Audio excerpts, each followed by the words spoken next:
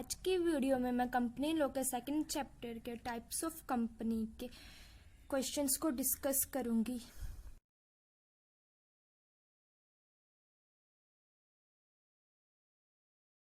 Hello everyone, कैसे हो आप सब? आई होप अच्छे ही होंगे। तो मैं शॉर्ट क्वेश्चन से स्टार्ट करती हूँ। First question, define an illegal association. Illegal association को कंपनी एक्ट के 464 सेक्शन में डिफाइन किया हुआ है।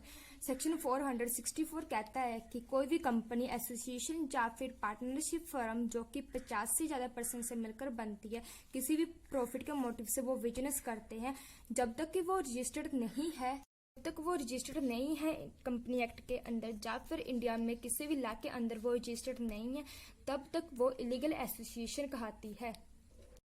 तो यहाँ पर हम सेकंड क्वेश्चन पर आते हैं, एक्सप्लेन वन मैन कंपनी। तो फर्स्ट यहाँ पर मैं बात करूंगी वन पर्सन कंपनी के मीनिंग के बारे में, जो कि एक वन पर्सन कंपनी में जो इंडिविजुअली होता है वही मेंबर होता है एंड डायरेक्टर भी होता है कंपनी का। जो वन पर्सन कंपनी होती है उसे प्राइवेट कंपनी की तरह ट्रीट किया जाता है।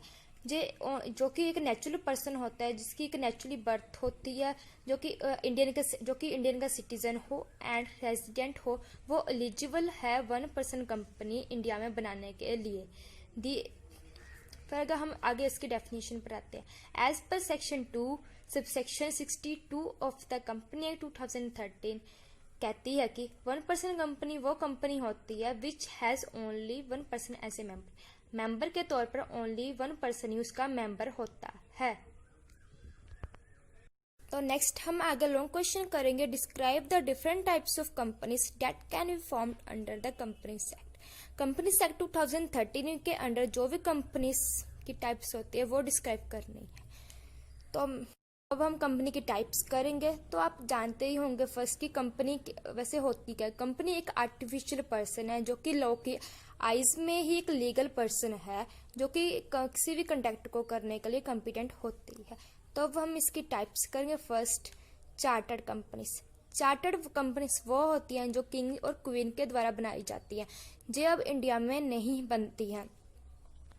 ये कंपनी रॉयल चार्टर के द्वारा ही बनाई जाती है एंड इन कंपनीज की पावर्स एंड रूल्स भी चार्टर के द्वारा ही डिस्क्राइब किए जाते हैं, जो कि इस कंपनीज को बनाते हैं।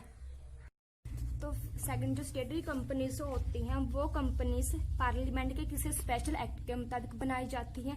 इन पर गवर्नमेंट का कंट्रोल होता है एंड ये पब्लिक का काम करने के लिए बनाई जाती हैं। पब्लिक के वर्क के पर्पस के लिए बनाई जाती है, like railway. These companies are also called public corporation. इन कंपनीज को पब्लिक कॉर्पोरेशन भी कहा जाता है। जो रजिस्टर्ड कंपनीज होती है, इन कंपनीज को रजिस्ट्रेशन के बाद इनकॉर्पोरेशन ऑफ कंपनी के सर्टिफिकेट की नीड होती है। This companies required to fill. इन कंपनीज को नीड होती है कि वो अपनी एनुअल रिटर्न फिल करे register of companies in the prescribed form. अपने प्रिस्क्राइब्ड फॉर्म में एनुअल रिटर्न फिल करनी होती है रजिस्ट्रार ऑफ कंपनीज को। तो मैंने ये तो एक्सप्लेन कर दिया। अगर आपको कोई भी डाउट हो तो आप कमेंट कर सकते हैं। तो नेक्स्ट, इनको आगे लाइबिलिटी के बेस पर भी डिवाइड किया गया है। तो जो है limited by shares, limited by guarantee and unlimited companies. जो लिमिटेड बाय शेयर्स, तो लिमिटेड बाय शेयर्स वो कंपनीज होती हैं जिनमें शेयर होल्डर्स होते हैं, उनकी लाइबिलिटी उस अमाउंट तक सीमित होती है जिनका उन्होंने शेयर्स ले रखे होते हैं। फॉर एग्जाम्पल शेयर होल्डर, तो फॉर एग्जाम्पल इसमें आता है अगर किसी शेयर होल्डर ने 100 शेयर ले रखे होते हैं जिनकी फेस वैल्यू है 10, तो अगर उस शेयर होल्डर ने 7 रुपये पे कर दिए हैं तो कंपनी उससे सिर्फ 3 रुपये जो कि बनते हैं 300 रुपये ही डिमांड कर सकती है। इस लिमिटेड बाय शेयर्स में कंपनी उतना ही डिमांड करती है जितने शेयर होल्डर्स ने शेयर ले रखे होते हैं। तो नेक्स्ट आते हैं हम limited by guarantee. Limited by guarantee में shareholders, limited by guarantee वो कंपनीज होती है जिसमें मेंबर्स ने ये कह रखा होता है कि वो कंपनी के वाइंडिंग अप में इतना अमाउंट देंगे। उनकी लाइबिलिटी सिर्फ वाइंडिंग अप के टाइम पर अराइज होती है, उससे पहले नहीं होती। क्योंकि उन्होंने ये कर रखा होता है कि हम कंपनी की वाइंडिंग अप, अगर कंपनी की वाइंडिंग अप अगर होती है तो हम इतना अमाउंट देंगे। अमाउंट जैसे 2 लाख शेयर किसी मेंबर ने कह दिया हो, तो इनको आगे डिवाइड किया है public company and private company. तो नेक्स्ट आते हैं अनलिमिटेड कंपनी। अनलिमिटेड कंपनीज वो होती है जिसमें कंपनी के मेंबर्स की लाइबिलिटीज की कोई लिमिट नहीं होती। अगर कंपनी को की कोई लाइबिलिटी है तो उसको पे करने के लिए मेंबर्स की पर्सनल प्रॉपर्टी भी यूज की जाती है। तो अनलिमिटेड कंपनी में जो कंपनी के मेंबर्स होते हैं उनकी खुद की प्रॉपर्टी भी जा सकती है। तो next public company. Public company तो सेक्शन 2 सेक्शन 71 में डिफाइन किया हुआ पब्लिक कंपनी वो होती है जिसकी minimum paid up share capital 5 lakh रुपए होती है। और जो कंपनीज पब्लिक कंपनी वो कंपनी होती है जो 7% से मिलकर बनती है। इसमें मिनिमम 7% होनी चाहिए और मैक्सिमम कोई लिमिट नहीं है मेंबर्स पर। एक पब्लिक कंपनी अपने शेयर्स इशू कर सकती है जनरल पब्लिक को एंड अपने शेयर ट्रांसफर भी कर सकती है इजीली। प्राइवेट कंपनी को सेक्शन 2 सबसेक्शन 68 में डिफाइन किया हुआ है। प्राइवेट कंपनी वो होती है जो कि किसी भी लॉफुल पर्पस के लिए 2 या 2 से ज्यादा पर्सन से बनाई जाती है। इसके मिनिमम 2 डायरेक्टर्स होते हैं। इसके नाम के लास्ट में प्राइवेट लिमिटेड लगाना जरूरी होता है।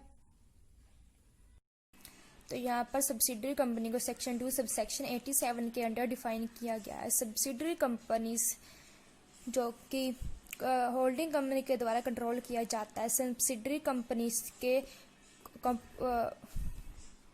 फर्स्ट यहाँ पर हम गवर्नमेंट कंपनीज की बात करेंगे। गवर्नमेंट कंपनीज वो होती हैं जिसकी 51% paid of share capital central government या फिर स्टेट गवर्नमेंट या फिर दोनों ने मिलकर ली है। इसकी जो गवर्नमेंट कंपनीज होती है इसका कंट्रोल गवर्नमेंट के पास होता है।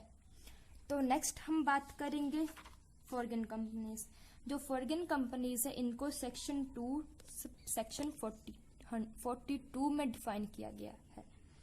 फॉरेन कंपनीज जो कि इसका प्लेस ऑफ जो अब फॉरेन कंपनीज होती हैं जो बाहर आउटसाइड इंडिया इनकॉर्पोरेटेड होती हैं। तो नेक्स्ट हम बात करेंगे होल्डिंग एंड सब्सिडरी कंपनीज की।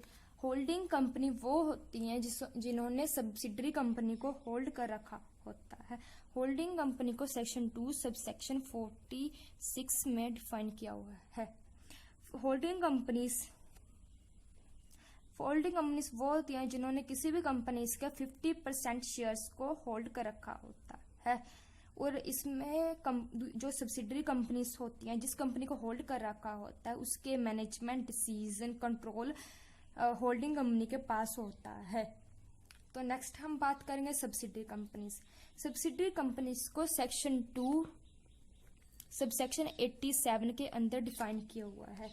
जो सब्सिडरी कंपनीज होती हैं जो होल्डिंग कंपनी सब्सिडरी कंपनीज को सेक्शन 2 सबसेक्शन 87 के अंडर डिफाइन किया गया। सब्सिडरी कंपनीज वो होती हैं जिनको होल्डिंग कंपनीज ने कंट्रोल कर रखा होता है। सब्सिडरी कंपनी के कंपोजिशन को होल्डिंग कंपनी कंट्रोल करती हैं। नेक्स्ट इस लॉन्ग क्वेश्चन में J3 से लेकर 7th क्वेश्चन कवर हो गए हैं। तो नेक्स्ट मैं बात करूंगी difference between public company and private company.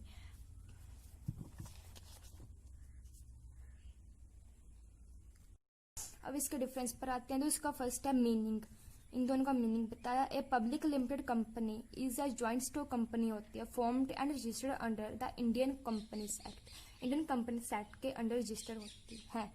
और private limited company is a joint stock company incorporated under the Indian companies act 2013 और एनी अदर प्रीवियस एक्ट 2013 या फिर किसी भी और प्रीवियस एक्ट के अंडर रजिस्टर होती है। मैं डिफरेंस आपको इजी कराऊंगी जो कि आपको याद भी हो जाएंगे। तो नेक्स्ट है मिनिमम नंबर ऑफ मेंबर्स।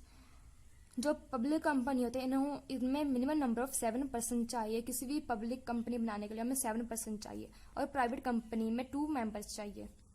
अब नेक्स्ट अगर मिनिमम मेंबर्स इसमें 7 है।